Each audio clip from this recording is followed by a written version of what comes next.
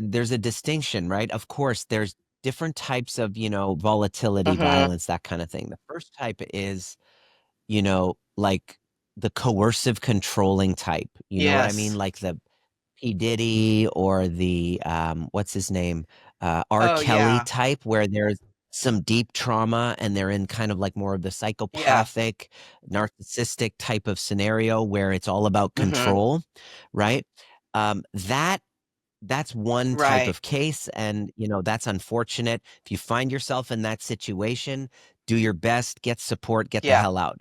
But the second type is the type that you Mm-hmm. described. This is the type that Mm-hmm. I was, kind of caught up in, is two really great people who, when they get triggered, the Yes. prefrontal cortex shuts off, and you're now governed by childhood Yep. woundings, two people who become Yep. children, right? And that's called situational violence, right? And so it's really important to make the distinction that we don't paint it all on the same brush. There's Correct. so much nuance. And this isn't about laying No. blame and No. fault. This is about two parties taking 100% Yes. responsibility for their side of the dynamic. This seems to be a very controversial type of thing, isn't Mm-hmm. it? Is because it's violence. It's just painted all in One. one Yeah. situation. And also, I was painted that way. My ex has a little bit of kind of some maybe some personality stuff Mm-hmm. going on, and it was like black or white.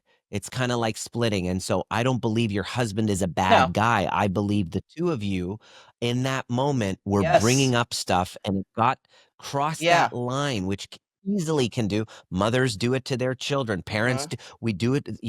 Unfortunately, it happens in those moments where we prefrontal cortex shuts off. We react in a way where, like, 10 minutes later, 5 minutes You're later, we're like, oh my horrified. God, what did I just do? It's because you're not in your right mind in Right. those moments. It's not a conscious choice. Maybe in those coercive controlling situations Yeah. where there's some deep wounding and trauma, like the psychopaths, the Jeffrey Mm-hmm. Dahmers. Yes, there's a calculated kind of um, uh, goal-oriented Okay. plan, right? But most people who are caught in that dynamic, I want to make that Yeah. distinction, which is situational. If you're truly committed to healing that, you can, and I'm Me living too. Me proof. too. My wife and I Mm-hmm. now, we get into conflict, but it never Oh, no. crosses that boundary because I learned the principles of becoming trigger proof. So we need to have the conversation instead of using shame and Yes. really like going so deep into the victimhood that we can't see our part in the Correct. dynamic. It's important for us to throw away the concept of blame, Yeah.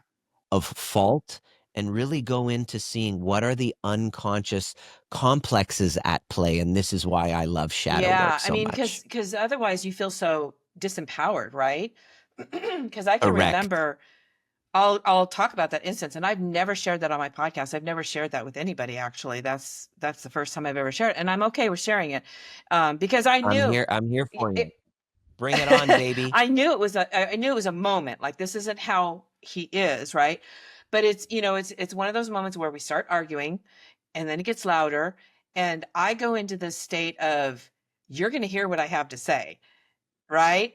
And Correct. then I cross that line and I start screaming. And what's going on in my head is I realize I am out of control.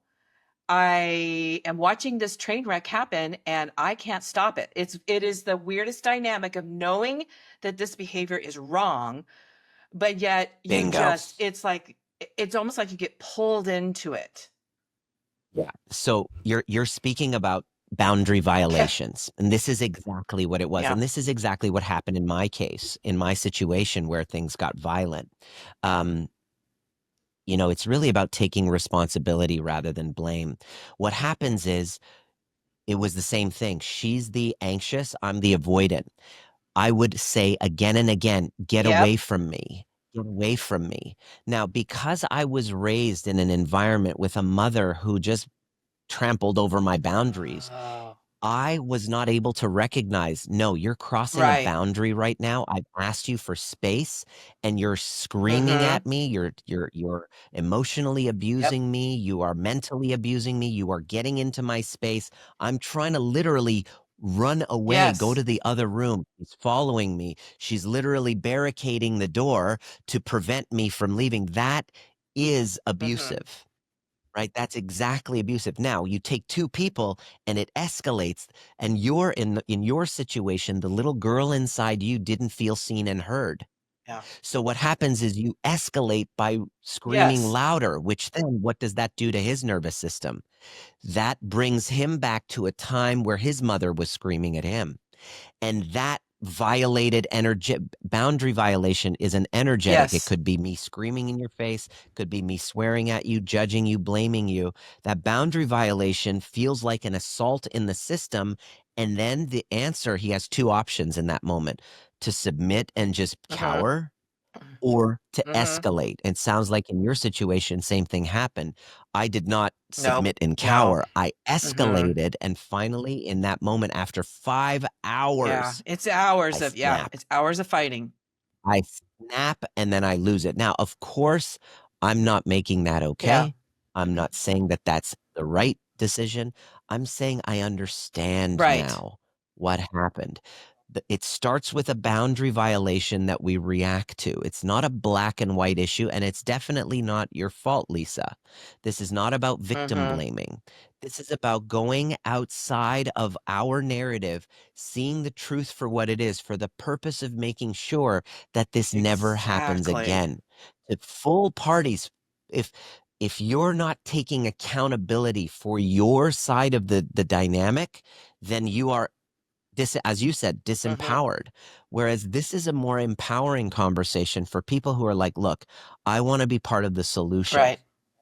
What happened isn't okay, but I'm not talking like the future hasn't been written yet, but the past already has. And it's for us to help make sense of why both parties responded in the way that we did, so that we can work as a team to help one another. Right.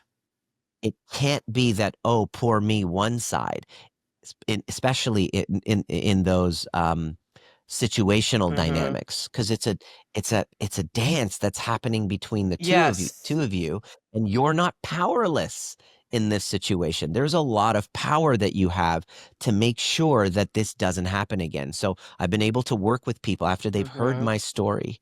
I pled guilty actually in a court of Mhm. law. I said, yeah, I 100% take full accountability for my experience of it. I can't say that my ex has taken any accountability or responsibility, but that's not for me Correct. to Right. even Right. address. That's not even my issue. My only concern is my healing, to make sure that I don't repeat this pattern. I don't get into the same dynamic, and you know, and most importantly, if anybody is stuck in this type of a dynamic, that's situational. If it's the coercive controlling type, get the Yeah. heck out, do the very best you Yes. can, get out.